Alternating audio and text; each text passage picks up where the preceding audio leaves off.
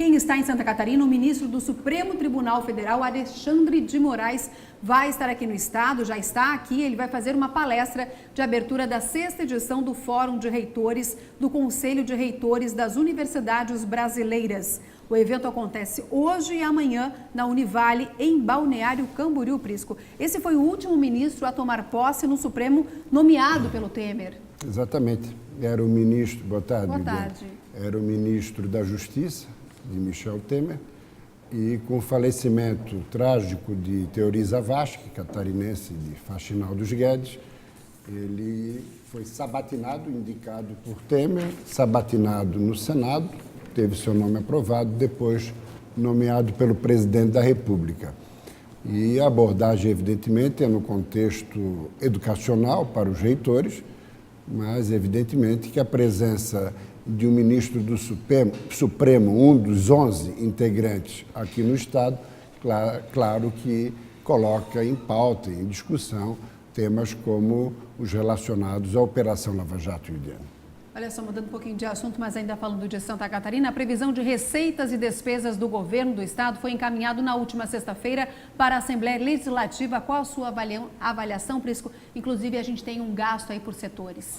Acho que já podemos ir para o telão, né, Eudiane? Pode sim. Muito bem, vamos lá, Grazi. Vamos ao telão. Orçamento 2018, antes da informação que é importante. Foi enviado pelo governo do estado à Assembleia na última sexta-feira.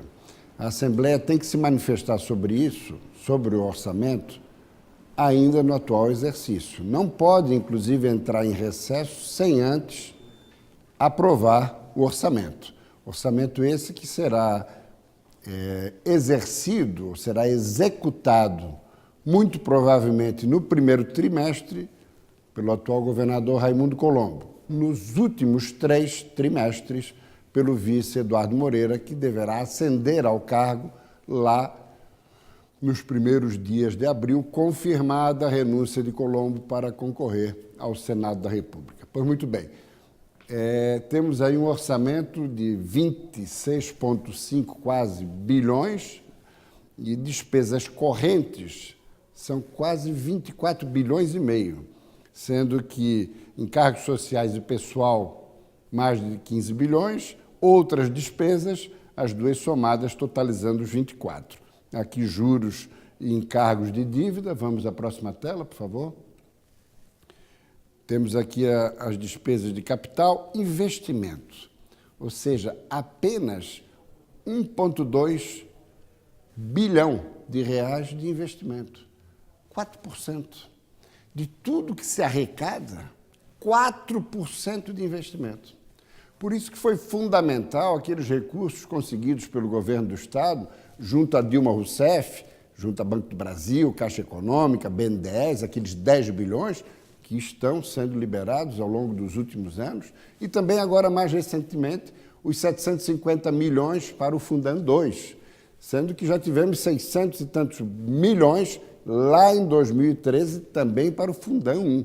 Ou seja, recursos mesmo sobram muito poucos para investimentos. E aí a gente pode ir para a próxima tela, nós temos a tela que mostra justamente os recursos. Para o Executivo, quase 85%, 22 bilhões, mas apenas 1,2 para investimento, ou seja, 21 bilhões para custeio, despesas da dívida, previdência, folha de pessoal, quer dizer, um absurdo.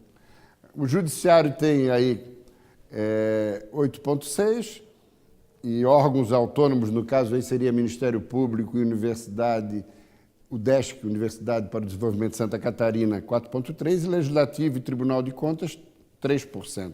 Ou seja, é aquele problema, Eudiane, que se enfrenta, que é o seguinte, é a receita atrelada aos repasses do 12º dos poderes e também dos 25% das prefeituras. Mesmo que o Estado arrecade mais, Eudiane, não dá para canalizar para investimentos, porque já tem um percentual pré-estabelecido e são automaticamente transferidos os recursos para os diversos poderes. Muitos poderes desses que não usam os recursos acabam até devolvendo ao governo do Estado. Isso definitivamente precisaria ser revisto.